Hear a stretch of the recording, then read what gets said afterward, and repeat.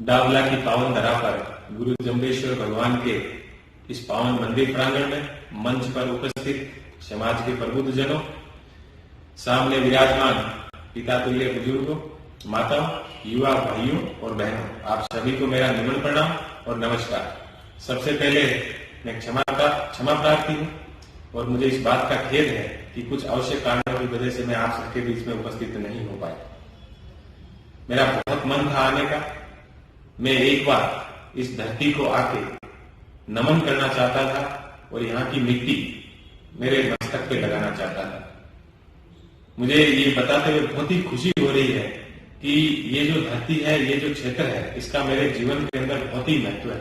मेरे जीवन की जो पहली नौकरी पटवारी की शुरुआत यहीं से गस्सीपुर से हुई थी, इसलिए मेरा बहुत मन था कि मैं इस धरती पर जाऊं और इसको एक बार नमन करूं। मैं आप सबको विश्वास दिलाता हूं कि मुझे जब भी मौका मिलेगा मैं यहाँ पर जरूर आऊंगा। एक सबसे सुंदर और सुखद बात जो समाज के साथ जुड़ी है वो है हमारा समाज युवाओं के भविष्य को लेकर बड़ा चिंतित है और इस संदर्भ में सतर्क हुआ। इस संदर्भ में मैं गुरुदेव आचार्य सचिदानंद जी को बहुत बहुत धन्यवाद देना चाहूंगा कि उन्होंने जो लालासर शास्त्री के अंदर युवा सम्मेलन का जो बीज रोपा था, आज वो वटवृक्ष के रूप में बड़ा हो रहा है। आज गांव गांव में होने वाली जो कथाएं हैं, उन कथाओं के अंदर युवा सम्मेलन एक अनिवार्य हिस्सा बना है और यही एक प्रगतिशील समाज का सबसे बड़ा निशानी है, सबसे बड़ा द्योतक है। इसलिए कुछ समय से समाज ने जो प्रगति की है, उन सबके अंदर जो सबसे महत्वपूर्ण चीज जो समाज ने खड़ी की है, उसमें एक जामानी साहित्य अकादमी और दूसरा समरातल फाउंडेशन। जामानी साहित्य अकादमी जहां समाज के साहित्य को जन जन तक पहुंचा रही है, उसी प्रकार से समरातल फाउंडेशन जैसे संस्थान समाज के जो गरीब युवा है, जो जरूरतमंद युवा है, उनके लिए हमेशा तत्पर खड़े हैं। टीम आदर्श गांव गांव में लाइब्रेरी खोल रही है। डेजर्ट 80 जैसी टीमें गांव गांव के अंदर बच्चों को निःशुल्क पढ़ा रहे हैं। ये हमारे समाज के अंदर बहुत ही एक शुभ संकेत है और मुझे पूरा विश्वास है कि आने वाले 10-15 सालों के अंदर इन सबके बहुत ही सुखद परिणाम हम सबके सामने रहेंगे।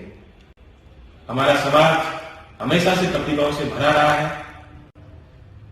आदरणीय लज्जा राम जी हम सबके प्रेरणा के स्रोत रहे हैं।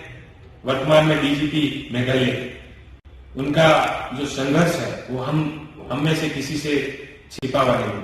आदरणीय देवेंद्र जी का पूरा परिवार जिस तरह से शिक्षा के प्रति समर्पित रहा है और जिस तरह से इन्होंने भारतीय पुलिस सेवा के अंदर रहते हुए इस एरिया की सेवा की है, वो हम सबके लिए काबिले तारीफ है और हम सबके लिए प्रेरणा का स्रोत है।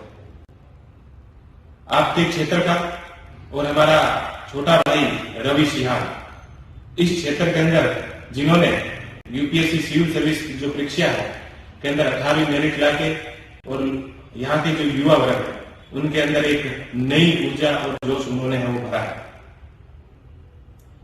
इसके साथ ही पिछले 10-15 साल में हमारे समाज ने जो प्रगति की है, वो प्रगति हम विभिन्न प्रकार के हमारे समाज के जो प्रेरणा स्रोत है उनमें देख सकते हैं।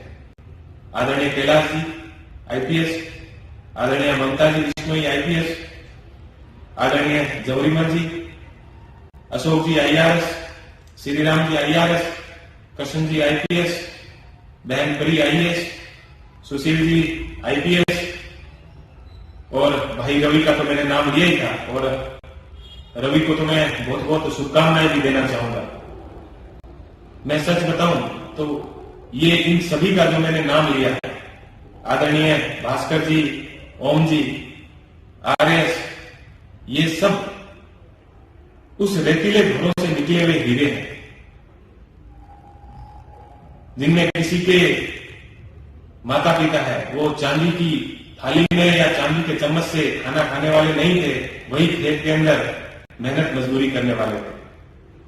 और इन सबका जो संघर्ष देखें तो किसी का संघर्ष 19 नहीं है, सबका एक से बढ़कर एक और यूनिक संघर्ष है इनके संघर्ष की, इनकी कहानी हम पढ़ें तो हमारा जीवन सफल हो जाए। ऐसे सभी जो मेरे बड़े और जो मेरे युवा साथी हैं, उन सबको मैं नमस्कार करता हूं कि वो समाज के सामने इस तरह से उन्होंने उदाहरण प्रस्तुत किए हैं।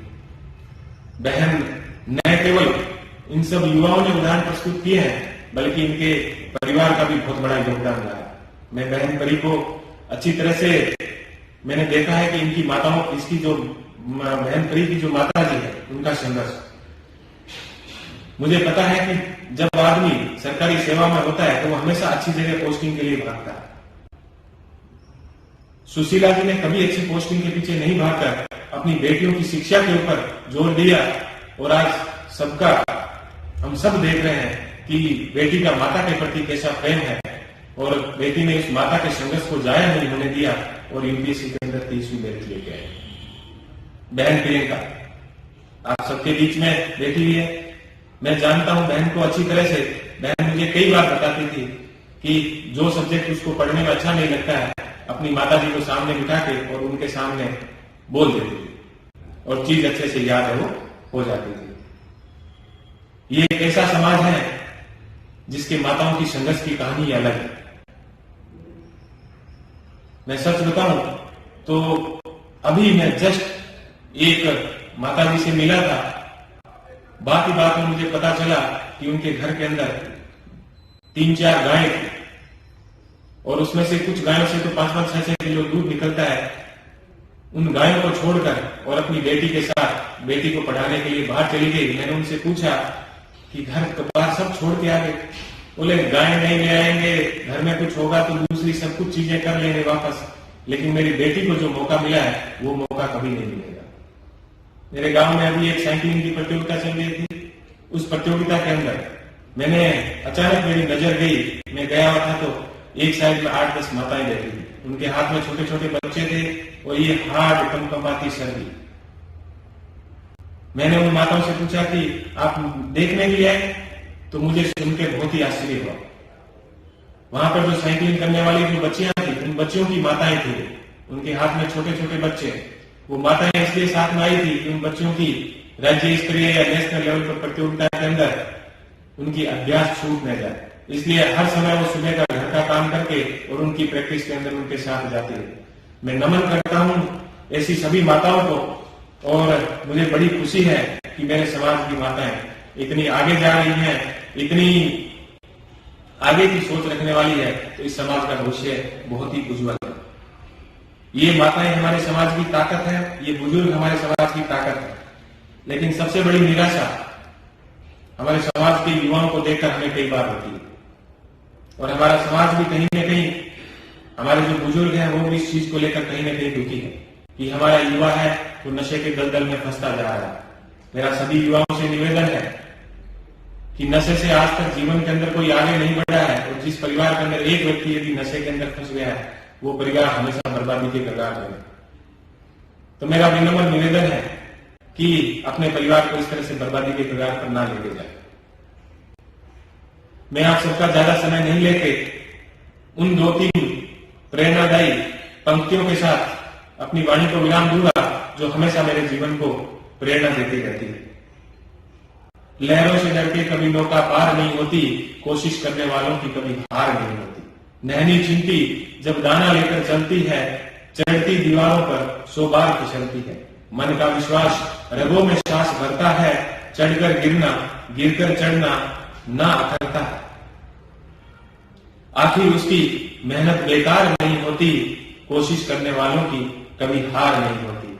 डुबकियां सिंधु में गोताखोर लगाता है, जा जाकर खाली हाथ लौट आता है। मिलते नहीं मोती सहज ही गहरे पानी में, मुट्ठी उसकी हर बार खाली नहीं आती है। कोशिश करने वालों की कभी हार नहीं होती। असफलता एक चुनौती है, उसे स्वीकार करो। क्या कमी रह गई है देखो और सुधार करो। जब तक सफल न हो नींद चैन सुख त्यागो तुम, संघर्ष का मैदान छोड़कर मत भागो तुम। कुछ किए बिना ही जय जयकार नहीं होती, कोशिश करने वालों की कभी हार नहीं होती। मंच पर भाई भव्य बैठे हैं। मैं भाई भव्य को चुनाव जीतने के लिए और हम सब युवाओं की प्रेरणा बनने के लिए बहुत बहुत इनको शुभकामनाएं देता हूं। भाई भव्य ने जिस तरह से समाज के सामने एक नई नजीर पेश की है, वो हम सबके लिए प्रेरणा का स्रोत है। मुझे आशा ही नहीं अपितु पूर्ण विश्वास है कि भाई भव्य इस समाज के युवाओं के अंदर एक नया जोश और उत्साह भरेंगे। भाई भव्य से मैं ये निवेदन करना चाहूंगा कि वो इस समाज के युवाओं की बागडोर अपने हाथ के अंदर संभाले और इस समाज के युवा जिस तरह से नशे के दलदल में फंसते जा रहे हैं, उनको बाहर निकालने के लिए आगे आए। यदि भाई भव्य अपने हाथ के अंदर बागडोर संभालेंगे तो मैं आपको गारंटी के साथ कह सकता हूं कि इस समाज का युवा है जरूर जो भी नशे का दलदल है उससे बाहर निकलेगा। पुनः मैं आपका ज्यादा समय नहीं लेते हुए पुनः आप सबको मेरी तरफ से नमन प्रणाम करते हुए, नमस्कार करते हुए आप सबसे विदा लेता हूं। आप सबका बहुत बहुत धन्यवाद। आपने मुझे इस योग्य समझा और मुझे यहाँ पर आमंत्रण दिया। इन सबके लिए आपका बहुत बहुत धन्यवाद।